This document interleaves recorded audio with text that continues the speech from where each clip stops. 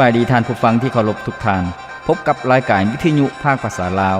สถานีวิทยุ FEBC รายการ30นาทีต่อไปนี้หวังว่าจะเป็นประโยชน์ต่อท่านผู้ฟังในการดำเนินชีวิตเมื่อท่านผู้ฟังได้ติดตามรายการนี้ท่านก็จะมีความหวังมีความสุขในการดำเนินชีวิตเชิญท่านผู้ฟังติดตามได้ดังต่อไปนี้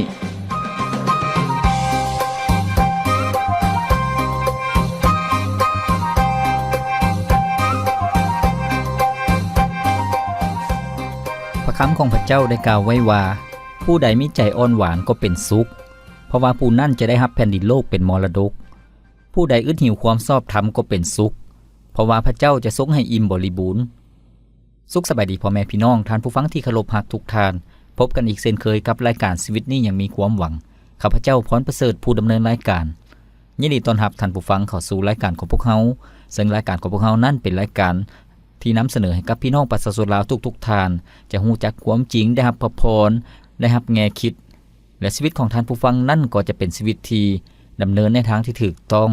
เป็นชีวิตที่มีสติปัญญาเป็นชีวิตที่มีพลังเป็นชีวิตที่มีความหวังและประสบผลสำเร็จในชีวิต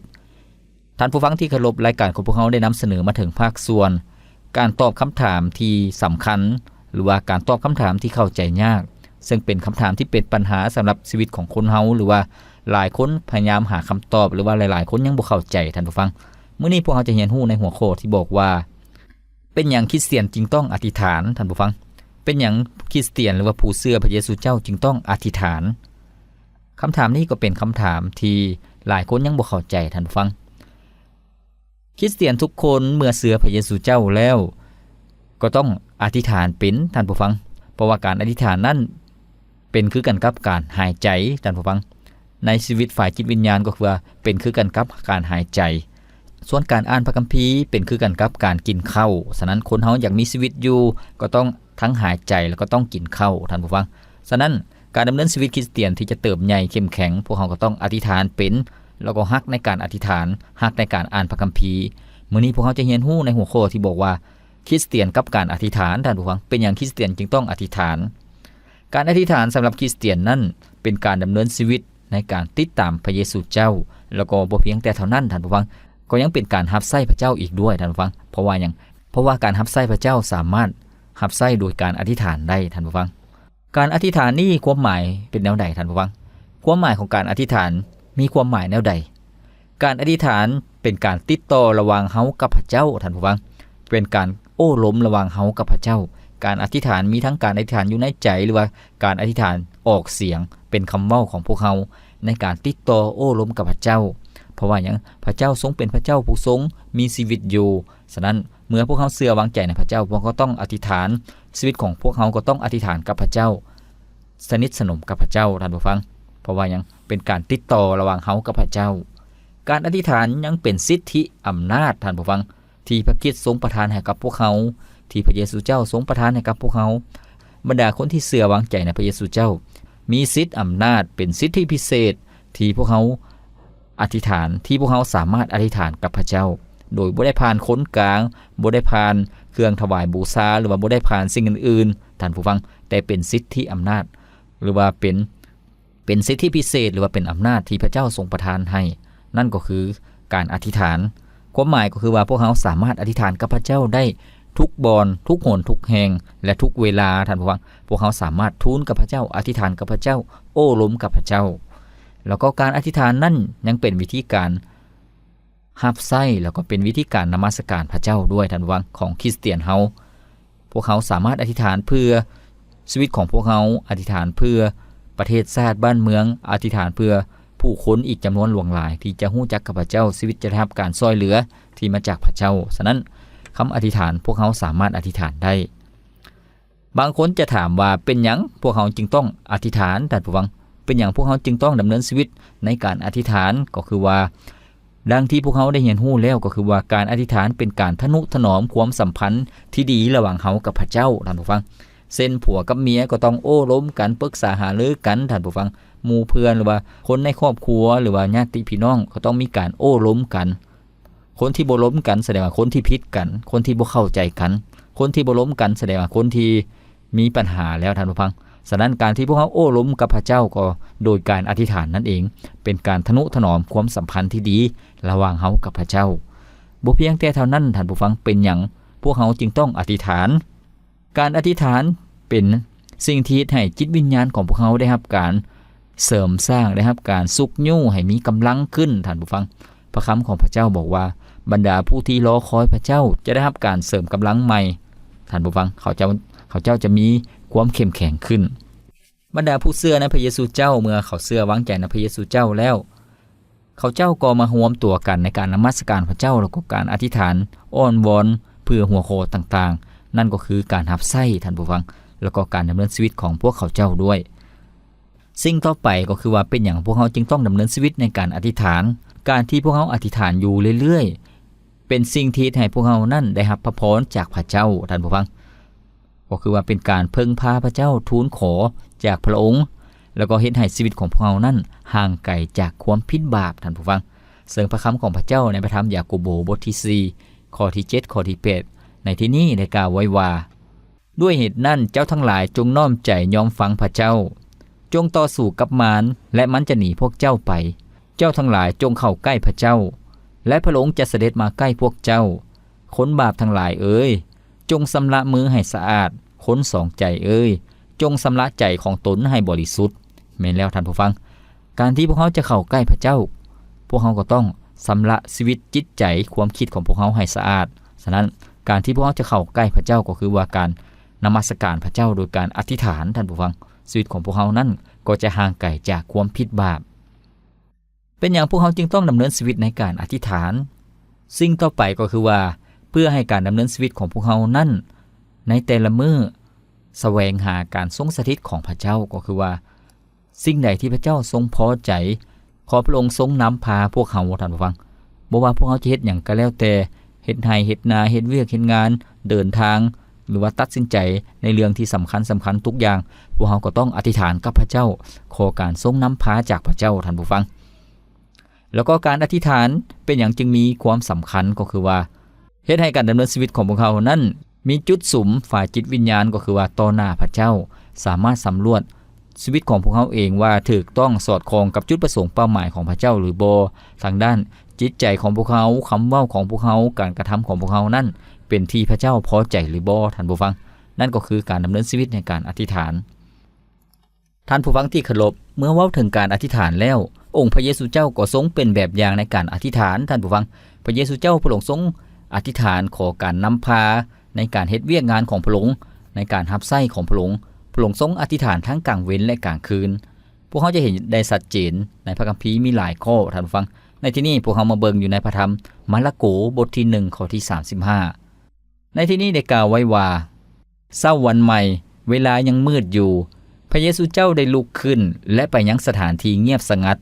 แล้วภาวนาอธิษฐานอยู่ที่นั่นท่านผู้ฟังพระเยซูเจ้าพระองค์ทรงภาวนาอธิษฐานทั้งกลางเว้นและกลางคืนเพราะว่าเพื่อให้พระองค์นั้นมีความสนิทสนมแล้วก็มีความสัมพันธ์ที่ดีเป็นหนึ่งเดียวกันกับพระเจ้าพระบิดาแล้วก็พระเยซูเจ้าก็แสวงหาน้ำพระทัยของพระเจ้าขอการนำพาในการรับใช้ท่านผู้ฟังพวกเขาจะเห็นว่าบรรดาสาวกหรือว่าผู้ที่เชื่อวางใจในพระเยซูเจ้า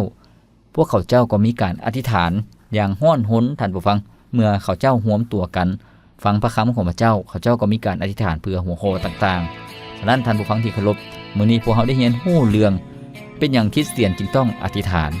พวกเขาได้เรียนรู้นำกันแล้วบางส่วนให้พวกเขามาพักฟังเพลงจากรายการของพวกเขาก่อนจัก1เสียงเพลงแล้วพวกเขาจะมาเรียนรู้นำกันในช่วงต่อไปอย่ากังวลอย่าได้ท้อใจหากว่าเมื่อใดประสบทุกข์มาถึงต้องเจ็บต้องซ้ำจนหัวใจเฮาอ่อนล้าอย่านึกกลัวจงมั่นใจพระเยซูคริสต์หักเฮาเท่าใดพระองค์เข้าใจทุกหยดน้ำตาทุกนาทีพระองค์ยังมั่นคงหักเสมอเชื่อได้เลยพระองค์หักจริงใจ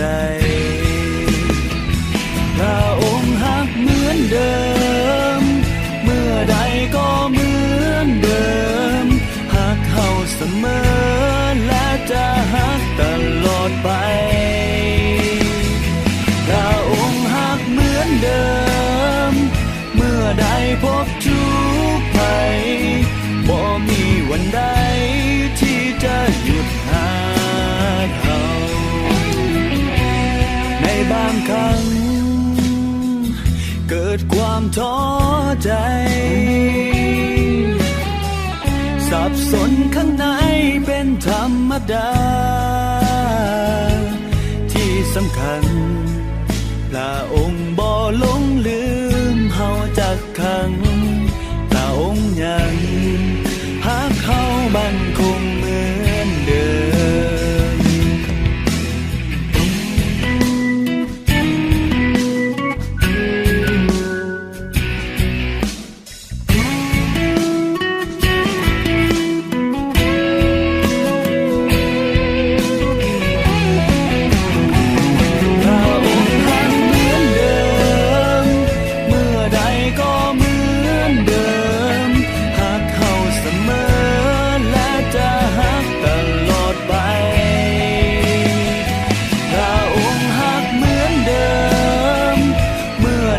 พบทุกข์ภัยบ่มีวันใดที่จะหยุดฮักเฮาพระองค์ฮักเหมือนเดิมเมื่อใดก็เหมือนเดิมฮักเฮาเสมอและจะฮักตลอดไปพระองค์ฮักท่านผู้ฟังที่เคารพมื้อนี้พวกเรากำลังเรียนรู้ในหัวข้อที่บอกว่าการตอบคำถามที่สำคัญหรือว่าการตอบคำถามที่เข้าใจยากซึ่งเป็นคำถามที่มีชื่อว่าเป็นหยังคริสเตียนจึงต้องอธิษฐานท่านผู้ฟังเป็นหยังคริสเตียนจึงต้องอธิษฐานพวกเขาได้เรียนรู้นำกันแล้วบางส่วนในช่วงที่ผ่านมาก็คือว่าการอธิษฐานนั่นเป็นสิ่งที่สำคัญสำหรับชีวิตคริสเตียนซึ่งเป็นการดำเนินชีวิตของคริสเตียนเฮาแล้วก็เป็นการรับใช้พระเจ้าด้วยท่านผู้ฟังการอธิษฐานนั่นมีคนเปรียบเทียบว่าเป็นคือกันกับการหายใจฝ่ายจิตวิญญาณส่วนการอ่านพระคัมภีร์เป็นคือกันกับการกินข้าวท่านผู้ฟังฉะนั้นเป็นสิ่งที่คนเฮาขาดบ่ได้การอธิษฐานเป็นสิ่งที่พวกเฮาติดต่อหรือว่าโอ้ล้มกับพระเจ้าโดยกงท่านผู้ฟังโดยเป็นสิทธิพิเศษที่พระเจ้าทรงมอบให้กับพวกเฮาเหตุฉะนั้นคริสเตียนจึงมีสิทธิ์อำนาจในการอธิษฐานกับพระเจ้าทุกหนทุกแห่งและทุกเวลาท่านผู้ฟังที่เคารพการอธิษฐานของคริสเตียนนั่นเป็นการอธิษฐานแนวใดซึ่งในที่นี้บอกว่ามี2ด้านท่านผู้ฟังก็คือว่าการอธิษฐานแบบทั่วไปบ่ว่าจะเป็นการอธิษฐานอยู่ในใจหรือว่าการอธิษฐานเป็นคำเว้าออกมานี่ก็คือเป็นการอธิษฐานแบบทั่วไปซึ่งใช้ภาษาที่พวกเขาสามารถเข้าใจได้พวกเขาจึงอธิษฐานท่านผู้ฟังแล้วก็นอกด้านก็ยังมีการอธิษฐานอีกด้านนึงท่านผู้ฟังซึ่งเป็นการอธิษฐานฝ่ายวิญญาณซึ่งเป็นการอธิษฐานที่พวกเขาใช้ภาษาที่เป็นภาษาแปลกๆท่านผู้ฟังซึ่งแสดงความรู้สึกจากส่วนลึกในจิตใจออกมาเป็นการอธิษฐานต่อกับพระเจ้าท่านผู้ฟังซึ่งพระคิดธรรมคัมภีร์ก็ได้บันทึกไว้ว่าภาษาแปลกๆนั้นมีแท้ซึ่งเป็นภาษาที่บ่แม่นภาษาคำเว้าของคนเฮาแต่เป็นภาษาที่ฝ่ายวิญญาณท่านผู้ฟังพวกเฮาสามารถอธิษฐานออกมาเฮ็ดให้พวกเฮานั้นอธิษฐานได้อย่างเต็มที่ได้อย่างฮ้อนหนแล้วก็บ่ได้จำกัดโดยคำเว้าของคนเฮาท่านผู้ฟังอันนี้ก็คือการอธิษฐานแบบภาษาแปลกๆซึ่งเมื่อการอธิษฐานของพวกเฮาบ่ได้ถูกจำกัดด้วยคำเว้าหรือว่าด้วยภาษาท่านผู้ฟังก็สามารถเฮ็ดให้พวกเฮานั้นอธิษฐานได้อย่างเต็มที่ซึ่งสามารถระบายความในใจทุกอย่างออกมาต่อพระเจ้าได้ฉะนั้นการอธิษฐานเป็นภาษาแปลกๆเป็นการแสดงความรู้สึกส่วนลึกภายในของพวกเฮาต่อกับพระเจ้าเพิ่งพาพระเจ้าท่านผู้ฟังซึ่ง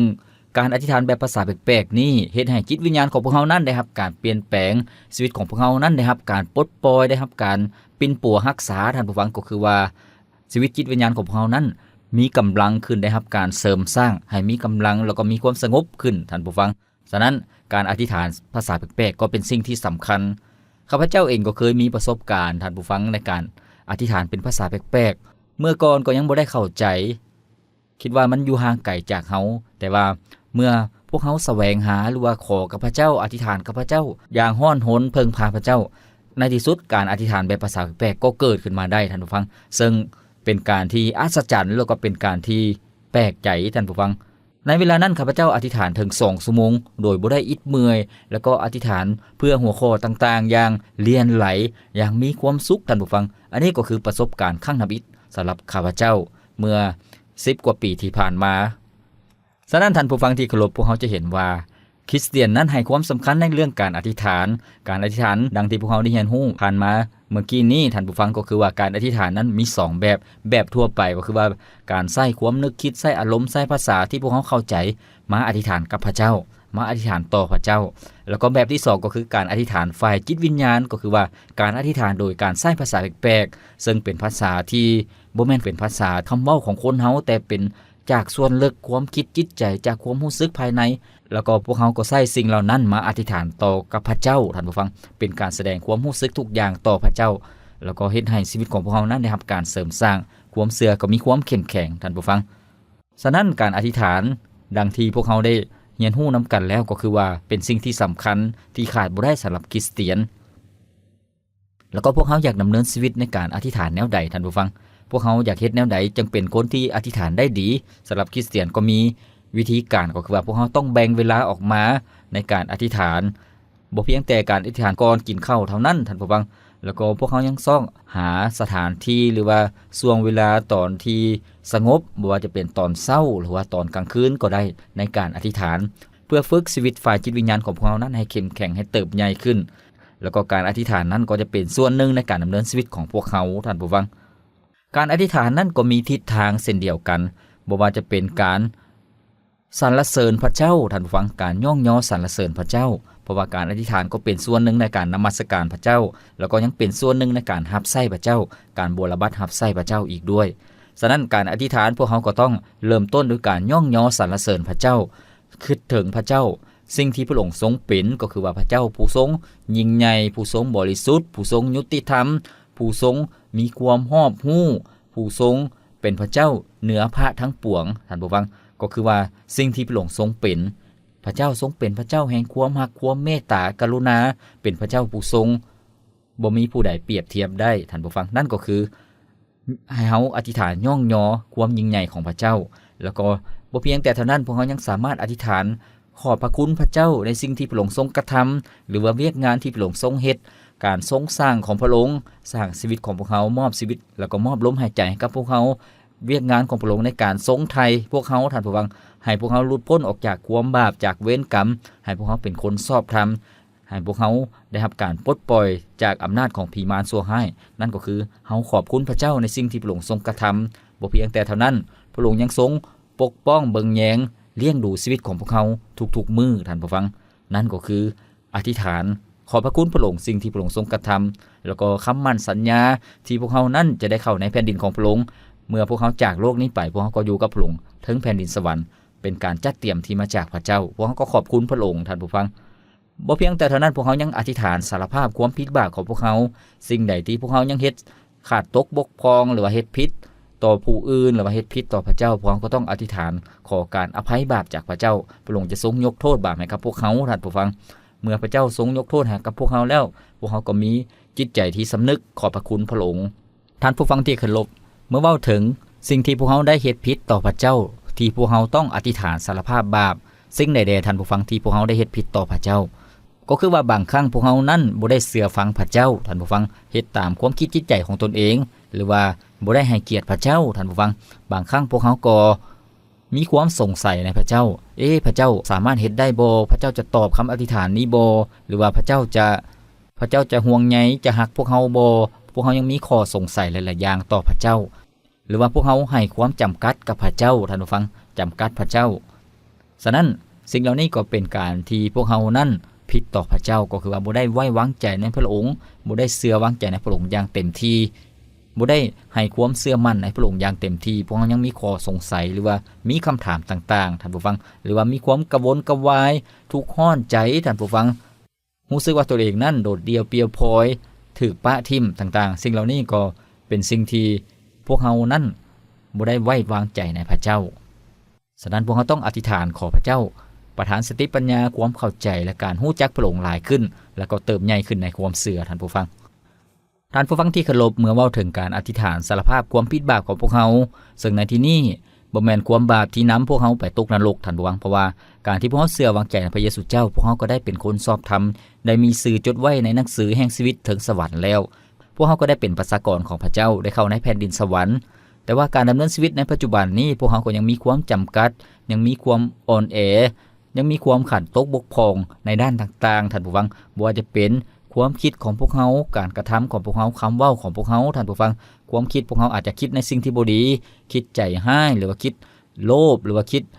อิจฉาคนอื่นต่างๆสิ่งเหล่านี้ก็เป็นความคิดที่บ่ถูกต้องฉะนั้นพวกเขาก็ต้องสารภาพกับพระเจ้าท่านผู้ฟังขอการยกโทษจากพระเจ้าที่พวกเขานั้นจะได้รับการเปลี่ยนแปลงพวกเขาจะบ่คิดในสิ่งที่บ่ดีคิดในสิ่งที่เป็นแง่ลบหรือว่าคิดที่จะเครียดแค้นคนอื่นสิ่งเหล่านี้ก็ขอพระเจ้าทรงซอยพวกเขาท่านผู้ฟังการกระทำของพวกเขาก็เช่นเดียวกันบ่ว่าจะเป็นการกระทำที่เฮ็ดให้คนอื่นนั้นเสียใจหรือว่าคำเว้าก็เช่นเดียวกันท่านผู้ฟังฉะนั้นพวกเขาก็ต้องอธิษฐานกับพระเจ้าขอการยกโทษจากพระเจ้าส่วนคำเว้าของพวกเขานั้นพวกเขาอาจจะเว้าแบบบ่ได้คิดก็มีท่านผู้ฟังบางครั้งก็เฮ็ดให้คนอื่นนั้นเสียอกเสียใจหรือว่าทำให้จิตใจของคนอื่นๆบางครั้งพวกเขาได้เว้าไปแล้วได้สัญญาแล้วแต่พวกเขาเฮ็ดบ่ได้ก็มีท่านผู้ฟังหรือว่าการผิดคำมั่นสัญญาบ่กงกับเวลาต่างๆฉะนั้นท่านผู้ฟังขอพระเจ้าทรงอภัยให้กับพวกเขายกโทษให้กับพวกเขา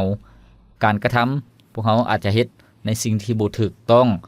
เฮ็ดในสิ่งที่บ่เหมาะสมและก็บ่ได้ถวายเกียรติแด่พระเจ้าพวกเขาก็ต้อง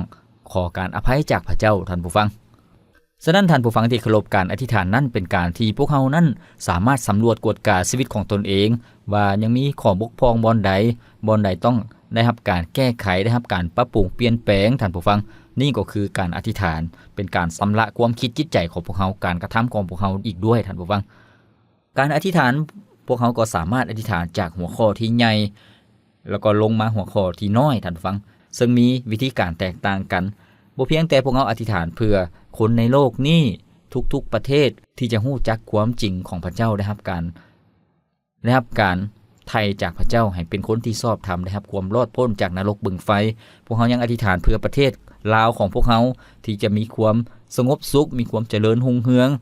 ท่านผู้ฟังพวกเขาสามารถอธิษฐานเพื่อผู้นำประเทศแล้วก็อำนาจการปกครองที่จะมีสติปัญญาในการบริหารประเทศในการพัฒนาประเทศชาติประชาชนลาวทุกคนบ่ว่าจะเป็นบรรดาเผ่าหรือว่าอยู่ทุกๆแขวงที่จะมีชีวิตที่อยู่เย็นเป็นสุขท่านผู้ฟังพวกเขาสามารถอธิษฐานเพื่อสิ่งเหล่านี้ได้แล้วก็พวกเขาสามารถอธิษฐานเพื่อคริสตจักรก็คือว่าสถานที่ที่ผู้เชื่อมาเต้าโฮมกันนมัสการพระเจ้าคริสตจักรนั้นจะได้รับการอวยพรจากพระเจ้าเป็นคำตอบของผู้คนอยู่ในหมู่บ้านอยู่ในพื้นที่อยู่ในแขวงอยู่ในเมืองต่างๆท่านผู้ฟังพวกเขาสามารถอธิษฐานได้พวกเขาสามารถอธิษฐานเพื่อญาติพี่น้องของพวกเขาหมู่เพื่อนของพวกเขาคนในครอบครัวสมาชิกในครอบครัวที่จะมีสุขภาพร่างกายที่แข็งแรง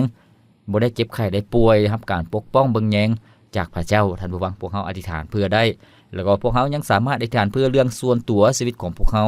ความต้องการหรือว่าสิ่งจำเป็นต่างๆพระองค์จะทรงจัดเตรียมสำหรับชีวิตของพวกเขาท่านผู้ฟังที่เคารพมื้อนี้พวกเราได้เรียนรู้ในภาคส่วนการตอบคำถามที่สำคัญหรือว่าการตอบคำถามที่เข้าใจยากซึ่งเป็นหัวข้อที่บอกว่าเป็นอย่างคริสเตียนจึงต้องอธิษฐานท่านผู้ฟังพวกเราได้เรียนรู้แล้วว่าการอธิษฐานนั้นเป็นสิ่งที่สำคัญสำหรับคริสเตียนแล้วก็ในพระธรรมคัมภีร์ก็ได้ชี้ให้พวกเราเห็นในหลายๆข้อในหลายๆจุดที่เน้นหนักให้พวกเรานั้นอธิษฐานพระคัมภีร์บอกว่าจงภาวนาอธิษฐานอยู่ทุกเวลาท่านผู้ฟังแล้วก็อยู่ในพระธรรมเอเฟโซบทที่6ข้อที่18ในที่นี้ก็บอกว่าจงภาวนาอธิษฐานและไหว้วอนทุกอย่างจงภาวนาอธิษฐานโดยพระวิญญาณทุกเวลาและจงเฝ้าระวังในการนั้นด้วยความเพียรทุกอย่างจงภาวนาอธิษฐานเพื่อภัยพ้นทั้งปวงของพระเจ้าแม้แล้วท่านผู้ฟังพระคำของพระเจ้ามีหลายๆบอนที่เน้นหนักให้พวกเรานั้นอธิษฐานท่านผู้ฟังบางท่านจะมีคำถามโดยเฉพาะผู้ที่สนใจหรือว่าผู้ที่เชื่อใหม่ที่บอกว่าแล้วจะอธิษฐานแนวใดในเมื่อพวกเขาอธิษฐานบ่เป็นพวกเขาจะใช้คำเว้าใช้คำศัพท์แนวใดเพราะว่าบ่เคยมีประสบการณ์ในการอธิษฐานท่านผู้ฟังที่เคารพข้าพเจ้าอยากหนุนใจท่านผู้ฟังก็คือว่าการอธิษฐานเป็นการโอ้ล้มระหว่างเฮากับพระเจ้าคือกันกับลูกที่โอ้ล้มกับผู้เป็นพ่อท่านผู้ฟังถึงว่าลูกนั่นจะเว้าบ่คอดหรือว่าเว้าบ่เก่งแต่ว่าพ่อผู้เต็มด้วยความรักความเมตตาก็ยินดีรับฟังคำโอ้ล้มของลูกคำขอของลูกท่านผู้ฟังเส้นเดียวกันชีวิตของพวกเขาที่พวกเขาเชื่อวางใจในพระเจ้าพ วกเขาอาจจะอธิษฐานบ่เก่งใช้คำเว้าบ่ดีบ่สอดคล้องบ่เลียนไหลแต่ว่าพระเจ้าก็ยินดีรับฟังท่านผู้ฟังฉะนั้นท่าทีในจิตใจของพวกเขาความปรารถนาการเข้ามาเพิ่งพาพระเจ้าด้วยการให้เกียรติพระองค์เป็นสิ่งที่สำคัญพระเจ้าทรงปรารถนาให้พวกเขานั่นเข้ามาใกล้พระองค์ท่านผู้ฟังโดยการอธิษฐานกับพระเจ้าเพื่อสร้างความสนิทสนมหลายขึ้นในชีวิตท่านผู้ฟังข้าพเจ้าเคยเห็นคริสเตียนหลายคนที่อธิษฐานข้าพเจ้าคือกันกับลูกที่เว้าต่อพ่อบอกว่าพ่อเอ้ยซอยลูกแด่พ่อเอ้ยลูกรู้สึกอุกใจในเรื่องนี้พ่อเอ้ยซอยลูกให้ผ่านพ้นปัญหานี้แด่เขาเจ้าเรานั่นอธิษฐานต่อพระเจ้าด้วยความฮักท่านผู้ฟังแล้วก็ด้วยความสนิทสนมท่านผู้ฟังนี่ก็คือท่าทีที่น่าฮักและพระเจ้าจะทรงอวยพรท่านผู้ฟังมีหลายคนอาจจะมีคำถามว่าเป็นหยังคริสเตียนจึงต้องอธิษฐานในนามชื่อของพระเยซูคริสต์เจ้าอธิษฐานในนามชื่อของผู้อื่นได้บ่ในที่นี้คำตอบก็คือพวกเขาต้องอธิษฐานออกนามชื่อของพระเยซูเจ้าเท่านั้นท่านผู้ฟังก็คือว่าอธิษฐานในนามชื่อของพระเยซูเจ้าเท่านั้นท่านผู้ฟังที่เคารพการที่คริสเตียนอธิษฐานต่อพระเจ้าในนามชื่อของพระเยซูเจ้านั้นเป็นสิ่งที่ถูกต้องเพราะว่าพระเยซูเจ้าทรงสอนบรรดาสาวกหรือว่าผู้เชื่อพระองค์ทรงให้คำมั่นสัญญากับบรรดาผู้เชื่อทุกคนในพระธรรมโยฮันบทที่14ข้อที่14ในที่นี้ได้กล่าวไว้ว่าถ้าพวกเจ้าขอสิ่งใดจากเฮาในนามของเฮาก็จะเฮ็ดสิ่งนั้นฉะนั้นท่านผู้ฟังที่เคารพทุกเทื่อที่บรรดาผู้เชื่อหรือคริสเตียนอธิษฐานจะอธิษฐานในนามชื่อของพระเยซูคริสต์เจ้าเพราะว่าพระนามของพระเยซูเจ้าทรงเป็นพระนามที่บริสุทธิ์เป็นพระนามที่มีสิทธิอำนาจและพระเจ้าทรงให้พวกเรานั้นอธิษฐานในนามชื่อของพระองค์ท่านผู้ฟังแล้วก็สุดท้ายก็คือว่าคำว่าอาเมนหมายถึงขอให้เป็นไปตามที่เฮากล่าวไปแล้วนั่นหรือว่าขอให้เป็นไปตามที่เฮาทูลขอแล้วนั่นก็คือคำว่าอาเมนฉะนั้นบรรดาท่านผู้ฟังหลายๆท่านอาจจะมีคำถามว่าเป็นหยังคริสเตียนจึงอธิษฐานในนามชื่อของพระเยซูแล้วก็เป็นหยังคริสเตียนจึงอธิษฐานแล้วบอกว่าอาเมนก็คือว่าขอให้เป็นไปดังนั้นท่านผู้ฟังนั่นก็คือการอธิษฐานของคริสเตียนท่านผู้ฟังที่เคารพเมื่อว่าถึงการอธิษฐานแล้วเป็นสิ่งที่ขอบคุณพระเจ้าท่านผู้ฟังเพราะว่าหยังพวกเขาเป็นมนุษย์หรือว่าเป็นคนธรรมดาแต่พวกเขาสามารถโอ้ล้มกับพระเจ้าพระผู้สร้างพระเจ้าผู้ทรงยิ่งใหญ่ผู้เป็นเจ้าของจักรวาลผู้มีฤทธิ์อำนาจบ่จำกัดเป็นพระเจ้าผู้ทรงมีสง่าราศีหรือว่ามีพระรัศมีที่บ่จำกัดท่านผู้ฟังเป็นพระเจ้าเหนือพระทั้งปวงนี่ก็คือสิทธิพิเศษสำหรับคริสเตียนทุกคนที่พระเจ้าทรงเมตตาพวกเขาได้อธิษฐานโอ้ล้มกับพระองค์ทูลกับพระองค์ท่านผู้ฟังฉะนั้นท่านผู้ฟังท่านใดที่กำลังฟังรายการของพวกเขาแล้วก็มีความสนใจอยากฮู้จักกับพระเจ้าผู้ทรงยิ่งใหญ่อยากมีสิทธิพิเศษคือกันกับคริสเตียนข้าพเจ้าอยากเชิญชวนท่านผู้ฟังอธิษฐานเปิดใจต้อนรับเชื่อวางใจในพระเยซูเจ้าในมื้อนี้หากท่านผู้ฟังท่านใดพร้อมขอให้ท่านผู้ฟังกล่าวตามข้าพเจ้าจะนำท่านผู้ฟังอธิษฐานข้าแต่พระเจ้าผู้ทรงยิ่งใหญ่สูงสุดข้าน้อยเชื่อว่าพระองค์ทรงเป็นพระเจ้าผู้ทรงฤทธานุภาพข้าน้อยยอมรับว่าข้าน้อยเป็นคนบาปมื้อนี้ข้าน้อยขอต้อนรับพระเยซูเจ้าเข้ามาเป็นพระเจ้าพระผู้ช่วยให้พ้นในชีวิตของข้าน้อยขอบคุณพระองค์สำหรับการยกความผิดบาปของข้าน้อยอภัยความผิดบาปของข้าน้อยจึงอธิษฐานโดยความเชื่อในนามชื่อพระเยซูคริสต์เจ้าอาเมนท่านผู้ฟังที่เคารพหากท่านผู้ฟังท่านใดอธิษฐานตามที่ข้าพเจ้านำไปนั่นก็ให้ท่านผู้ฟังมั่นใจว่าท่านผู้ฟังนั่นได้เป็นคนชอบธรรมได้รับการอภัยบาปแล้วก็เป็นลูกของพระเจ้าได้เข้าในแผ่นดินสวรรค์บ่ได้ตกนรกบึงไฟท่านผู้ฟังสามารถเรียนรู้เรื่องราวชีวิตคริสเตียนเพิ่มขึ้นในคริสตจักรท้องถิ่นที่ใกล้บอนที่ท่านอยู่ใกล้บ้านที่ท่านอยู่ขอพระเจ้าอวยพรท่านผู้ฟังทุกท่านฟังที่เคารพมื้อนี้พวกเราได้เรียนรู้ในภาคส่วนการตอบคำถามที่เข้าใจยากหรือว่าการตอบคำถามที่สำคัญหรือว่าการตอบคำถามที่ยังเป็นปัญหาซึ่งเป็นหัวข้อที่เกี่ยวข้องกับเรื่องการอธิษฐานของคริสเตียนท่านผู้ฟังส่วนในมื้อต่อไปพวกเราจะเรียนรู้ในหัวข้อใหม่ที่บอกว่าเป็นหยังคริสเตียนจึงต้องอ่านพระคัมภีร์ท่านผู้ฟังเป็นหยังคริสเตียนจึงต้องอ่านพระคัมภีร์มีความสำคัญแนวใดต่อชีวิตคริสเตียนซึ่งพวกเราจะเรียนรู้นำกันสำหรับมื้อนี้รายการของพวกเราดำเนินมาฮอดนี้ก็สิ้นสุดเพียงเท่านี้ข้าพเจ้าพรประเสริฐผู้ดำเนินรายการขอกล่าวคำว่าขอพระเจ้าอวยพรท่านผู้ฟังทุกท่านพบกันใหม่ในมื้อต่อไป สบายดี